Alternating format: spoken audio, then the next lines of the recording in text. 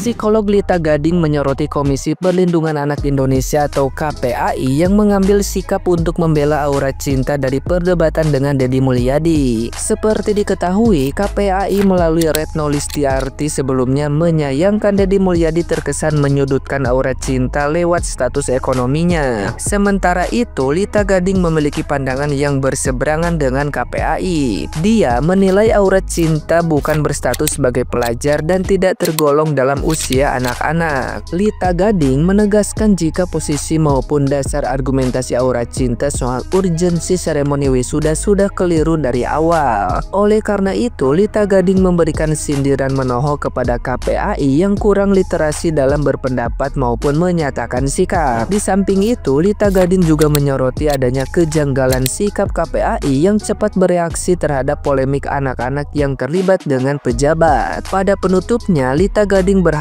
KPAI tidak gegabah berkomentar dan tidak pilih-pilih menanggapi kasus pelanggaran hak anak. Cuplikan unggahan Lita Gading soal KPAI yang bergerak cepat membela aurat cinta ini ramai jadi perbincangan. Perihal itu, sejumlah netizen yang budiman turut memberikan respon dan komentar yang beragam. Sebagian netizen yang berbakti ikut mengkritik KPAI. Nah, itu dia. Banyak sekali yang komen dan banyak sekali yang kirim ke saya.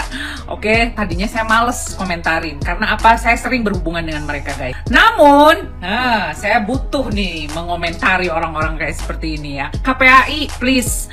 Kalau aja urusannya bukan hubungannya dengan pejabat atau gubernur ya, Anda susah sekali berkomentar. Anda sulit sekali dihubungi. Giliran ini urusannya dengan gubernur, Anda gercep banget memberikan statement. Dan kali ini Anda salah. Harusnya Anda mencari tahu dulu siapa latar belakang anak tersebut. Anak tersebut lebih dari usia 20 tahun. Tolong dicek lagi. Karena Kang Deddy juga kemarin udah ngecek nih orang tersebut, apalagi ada kepala sekolahnya yang memberikan statement itu. Ternyata dia memang sudah lulus SMA, seperti itu. Nah, kali ini Anda gegabah dan Anda kurang literasi dalam melihat latar belakang permasalahannya. Oke, biasanya nih sudah saya kirimkan semua data-data lengkap, semua apa yang berhubungan dengan kesulitan-kesulitan yang berhubungan dengan anak-anak. Anda susah menanggapi hal ini. Sekarang gilirannya mau deh gara-gara Kang Deddy Mulyadi. Ini ada tendensi apa ya? Kok bisa secepat ini, Bu? Jadi sekali lagi ya KPAI, kalau ada kasus-kasus mengenai anak, walaupun dia bukan anak pejabat, bukan juga dari pejabat, tolong segera ditanggapi dan diberikan statement. Mentang-mentang dia gubernur, Bu, jadi cepet deh, gercep deh. Jangan atuh ya. Jadi semua kasus harusnya ditanggapi dengan baik, harus ditanggapi dengan sama gitu loh. Oke? Jadi nggak usah pilih-pilih atuh apa kasusnya dengan siapa kasusnya. Oke? Ya.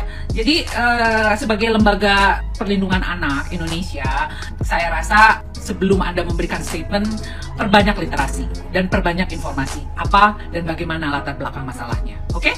Gitu ya, Bu. Mudah-mudahan Ibu selalu adil dalam menjalankan tugasnya. Oke, salam. Nah, gimana nih menurut netizen yang terhormat? Silahkan berkomentar ya. Ini anak usianya belum 15 tahun loh. Kebiasaan KPAI yang selalu muncul kalau lagi ada viral perihal anak. Tapi kali ini kayaknya ibu nggak usah ikut campur deh. Ini tuh bukan urusan ibu, bukan ranahnya ibu. Ya mendingan ngitung dulu pakai kalkulator yang benar. Lahir 2005 September.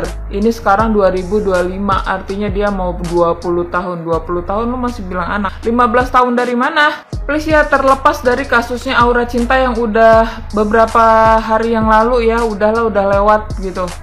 Sekarang munculkan orang tuanya yang nggak terima anaknya dibully. Bodoh amat lah, ini Ella mau ngebahas tentang KPAI. KPAI gunanya di Indonesia tuh apa sih sebenarnya? Ada nggak sih fungsinya, perannya gitu? Wahai orang-orang KPAI, dimana kalian sendiri juga digaji sama uang rakyat, tolong berperan buat masyarakat. Jangan cuma nimbrung di permasalahan yang lagi viral aja. Biarin itu urusannya KDM, bukan urusanmu. Mohon maaf nih agak ketus gitu ya. Ella tinggal di Jakarta Timur ya kan, di Jakarta Timur gampang banget untuk ngasih tahu tugas kalian, dan sebenarnya kalian juga tahu. Sayangnya ini nih orang-orang KPAI mungkin ya Kalau di lampu merah itu pura-pura tidur, pura-pura budak kupingnya, pura-pura buta matanya. Itu ya di lampu merah, Bu. Di lampu merah anak-anak kecil banyak banget yang namanya dia ngamen, ngemis, minta-minta dan segala macam. Banyak. Tuh tugas lo tuh, Bu, tugas lo di situ. Kalau dibilang di mana? Kampung Rambutan banyak tuh, Pasar Rebo, PGC Cililitan, betumpuk di situ. Mau siang, mau malam, mau pagi. Gedek banget orang-orang kayak gini loh. Tugas dia yang di depan mata tuh ya, yang nggak pakai nyari, nggak pakai capek-capek. Tugas lo tuh apaan? Tuh lampu merah, lampu merah. Lo pantengin tuh lampu merah. Emosi. Eksploitasi anak itu di depan mata. Terus lu cuma nimbrung-nimbrung di masalah-masalah yang viral di media sosial. Yang sementara yang depan mata, yang tiap hari lo kerja, jalan, pulang pergi, pura-pura buta.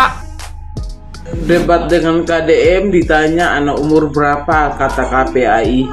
KPAI, memang benar anak-anak itu ada perlindungan hukumnya dan lain sebagainya. Apakah KPAI mau menjamin setiap anak di negeri ini bahwa ketika mereka dibiarkan, mereka diajak bicara yang lebih baik lagi atau ikuti gaya mereka, itu mereka akan baik-baik saja? Selama ini KPAI di mana ketika di jalanan banyak sekali anak-anak terlantar? KPAI mana ketika banyak sekali tawuran anak-anak atau banyak sekali bullying yang terjadi? Kalian hadir di saat ada masalah saja, tapi untuk mencari sumber dari persoalan itu tidak pernah terlihat. Lalu kemudian muncul Pak Deddy dengan tindakan-tindakan viral yang bukan saja ucapan tapi sebuah tindakan nyata. Anak-anak nakal diatasi, semuanya di pasar kotor langsung disikat habis hari itu juga. Sebenarnya perlindungan KPAI itu tugasnya apa? Masih banyak kok hal lain yang bisa kalian boleh mengkritik. Kalau cuma mengkritik, saya juga bisa, netizen lainnya juga bisa mengkritik. Tapi aksi nyata yang dibutuhkan. Selama ini kita capek lihat cuman ada undang-undang baru, perlindungan A, B, C, tapi tetap saja kan kejahatan terjadi di mana-mana dan sasarannya adalah anak. Ketika orang tua ingin keras kepada anaknya, orang tuanya bisa dilaporkan. Katanya anaknya masih di bawah umur. Nanti kalau anaknya sudah di atas 17 tahun, 18 tahun, dia sudah dewasa, sudah bisa menentukan sikap sendiri. Nah, dari didikan yang membuat orang tua dilema ini, nantinya gimana anaknya? Nanti kalau anaknya jadi jahat, orang tuanya lagi disalahkan. Sementara ketika anaknya mau keras, orang tuanya mau keras, KPAI mulai berteriak. Terus bagaimana? Kadang KPAI bolehlah ada undang-undang seperti itu, tapi lebih subjektif dong. Dia turun ke masyarakat dan lihat bagaimana mendidik anak seharusnya. Zaman dulu kami dipukul pakai kayu besar, pakai ikat pinggang, pakai segala macam, membuat kami harus patuh, takut. Itu lebih bagus. Kami tidak gila kok. Tidak ada psikolog yang akhirnya didatangkan beramai-ramai oleh pemerintah untuk memeriksa kami. Tidak ada. Tapi kami baik-baik saja.